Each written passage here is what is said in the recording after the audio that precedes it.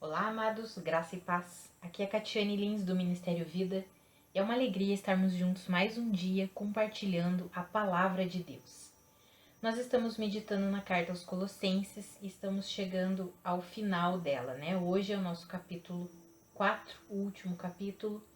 Nós vimos que é uma carta tão pequena e ao mesmo tempo tão poderosa. Não sei vocês, amados, mas à medida que eu vou meditando, estudando as cartas do Novo Testamento, eu vejo quanto poder há nessas escrituras. Em toda a Bíblia há, né? É claro, mas as cartas, elas são direcionadas especialmente para a igreja.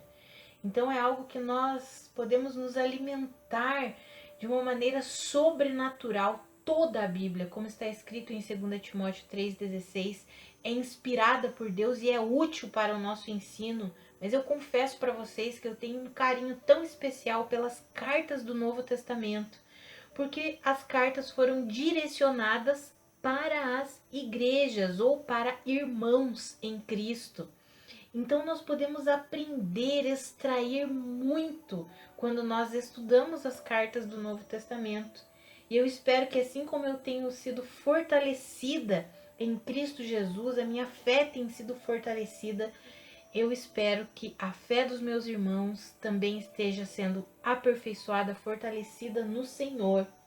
Então hoje nós estamos aí na carta aos Colossenses, o nosso último capítulo, e é um capítulo que tem uma boa parte ali de saudações finais, mas é interessante no comecinho desse capítulo, eu quero ler com você, o versículo 1 é uma continuidade do que encerrou ontem, né, falando sobre os escravos para obedecerem em tudo a seus senhores, e aí o versículo 1 do capítulo 4 fala sobre os senhores, para dar a seus escravos o que é justo, o que é direito, sabendo que eles também têm um Senhor nos céus. Então aqui o conselho para quem, trazendo para os nossos dias, né, para quem é empreendedor, para quem tem funcionários debaixo do seu, da sua influência ali, deem a eles o que é justo e direito, sabendo que vocês também têm um Senhor nos céus. E aí eu quero ler com você dos versículos 2 até o versículo 6, que está escrito assim: Dediquem-se à oração, estejam alerta e sejam agradecidos. Ao mesmo tempo, orem também por nós, para que Deus abra uma porta para a nossa mensagem, a fim de que possamos proclamar o mistério de Cristo pelo qual estou preso. Orem para que eu possa manifestá-lo abertamente, como me cumpre fazê-lo. Sejam sábios no procedimento para com os de fora. Aproveitem ao máximo todas as oportunidades. O seu falar seja sempre agradável e temperado com sal, para que saibam como responder a cada um. Amados, olha que interessante, né? No versículo 2, dediquem-se à oração, estejam alertas e sejam agradecidos. Esse é um estilo de vida e nós precisamos ter esse estilo de vida. Um estilo de vida de oração, ou seja, de relacionamento com Deus. Precisamos orar. Precisamos estar sempre alertas. O que é estarmos alertas? Amados, é tendo discernimento das coisas ao nosso redor, tendo discernimento espiritual, estando alertas porque o inimigo, isso nós veremos lá na carta do apóstolo Pedro, o inimigo anda ao nosso derredor como um leão rugindo, tentando pegar alguém. E nós precisamos o quê? Estarem alertas, vigiando todas as coisas. E ele diz, sejam agradecidos, ou seja, tenham um coração grato no Senhor por tudo que o Senhor é e tudo que o Senhor fez por vocês. Amados, esse é um estilo de vida para todo cristão. Viver, ter uma vida de oração, estar sempre alerta, tendo discernimento, pedindo ao Senhor discernimento espiritual e tendo um coração sempre grato a Deus. Um coração rendido, agradecido. Senhor, obrigada pela sua obra. Obrigada pelo que o Senhor fez por mim. Obrigada pelo seu perdão. E aí ele diz assim, orem também por mim. Ou seja, nós precisamos orar por todos aqueles que levam a palavra, que levam a mensagem. para que eles sejam fortalecidos no Senhor, para que o Senhor abra portas para que a mensagem seja entregue. E eu encorajo você a orar por todos aqueles que levam a palavra. Eu encorajo você que nos acompanha a orar por nós.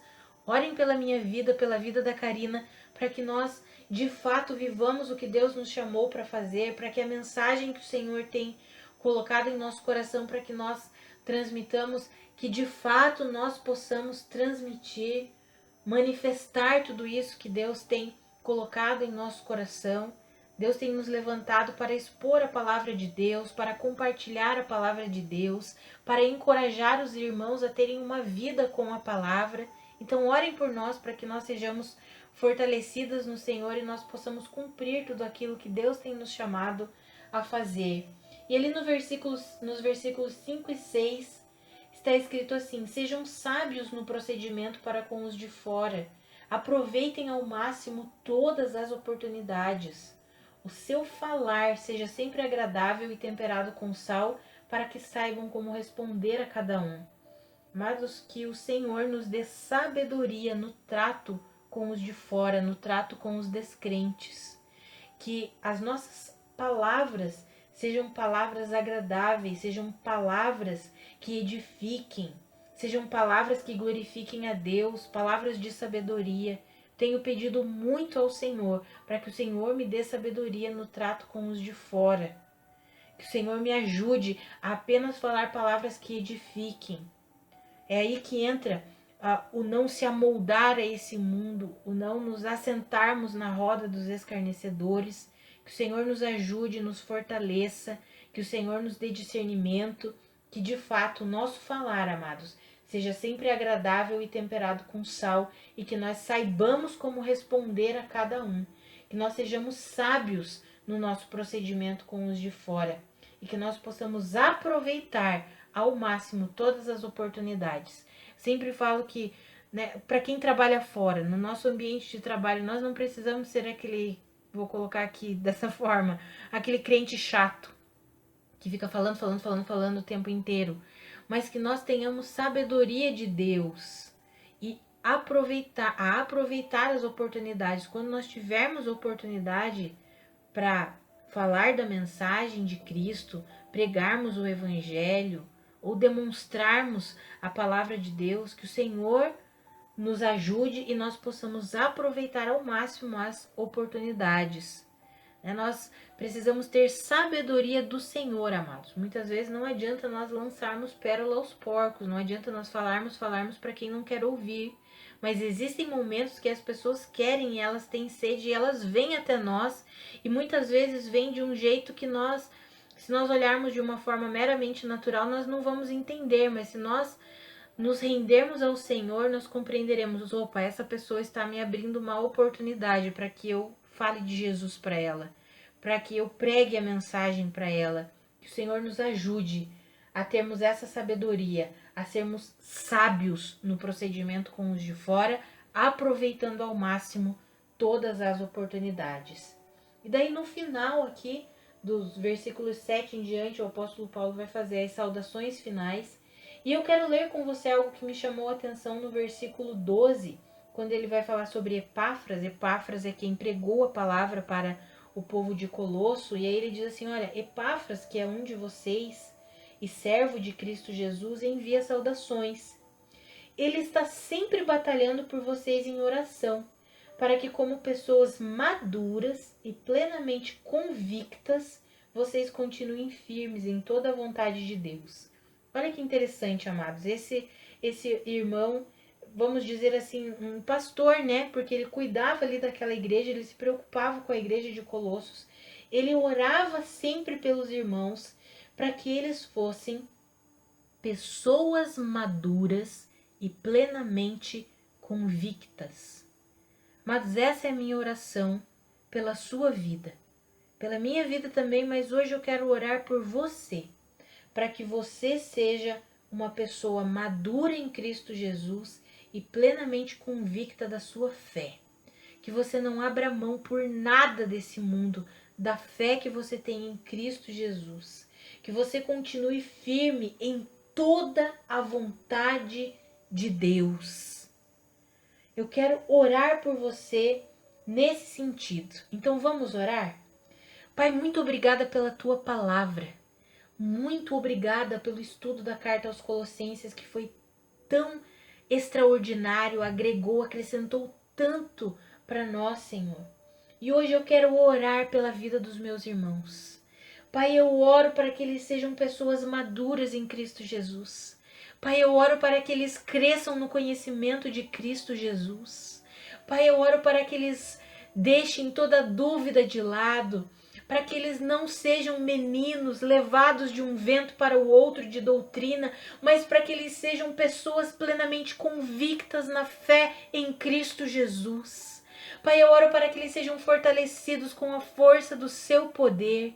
Pai, eu oro para que os meus irmãos cresçam dia após dia no conhecimento de Cristo, manifestando a vida de Cristo que habita neles. Pai, eu oro para que eles cresçam no conhecimento do seu amor, a altura, a profundidade, a largura, o comprimento do seu amor. Pai, eu oro para que eles entendam plenamente que eles morreram com Cristo e ressuscitaram para um novo modelo de vida. Pai, eu oro para que eles sejam guiados, ensinados, conduzidos pelo teu Espírito.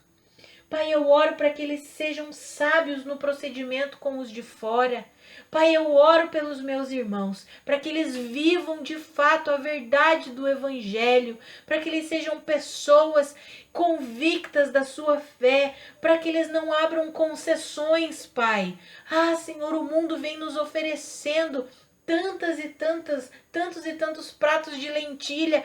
Pai, que eles não caiam nessas armadilhas, mas que eles sejam fortalecidos pelo Senhor e eles sejam plenamente convictos da fé que eles têm em Cristo Jesus, que eles não abram mão dessa fé, independente das provações que eles enfrentem, Senhor, independente se eles são motivos de escárnio, de chacota no local onde eles estão, na família deles, no local de trabalho deles. Pai, que eles sejam fortalecidos no Senhor e eles vivam plenamente a fé que eles têm no Senhor Jesus Cristo.